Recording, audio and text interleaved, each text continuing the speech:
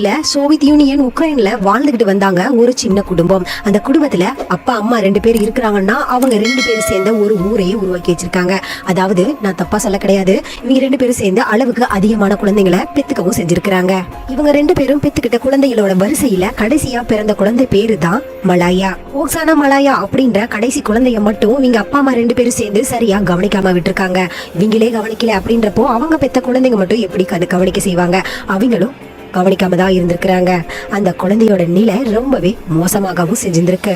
அப்படி அந்த பச்சை குழந்தையை கொண்டுட்டு போய் விட்டுட்டு வந்து அப்பா அம்மா 2 பேரும் என்னதான் பண்ணுவாங்க அப்படின்ற ஒரு சந்தேகம் இருக்கும் இல்லையா? அவங்க 2 பேரும் எனி டைம், அதாவது ஒரு நாள் ஃபுல்லா ட்ரிங்க்ஸ் பண்ணிக்கிட்டே இருப்பாங்களாம். அதாவது குடிப்பழக்கத்துக்கு ரொம்பவே அடிமையானவங்களா தான் அப்பா அம்மா இருந்திருக்கிறாங்க.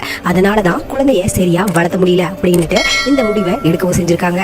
அப்பா அம்மாவால சரியா சாப்பாடு கொடுத்து அந்த குழந்தைய வளர்த்த முடியல அப்படின்ற ஒரே காரணத்தினால அந்த குழந்தைய கொண்டுட்டு போய் தெரு ஓரத்துல விட்டுட்டு வரவும்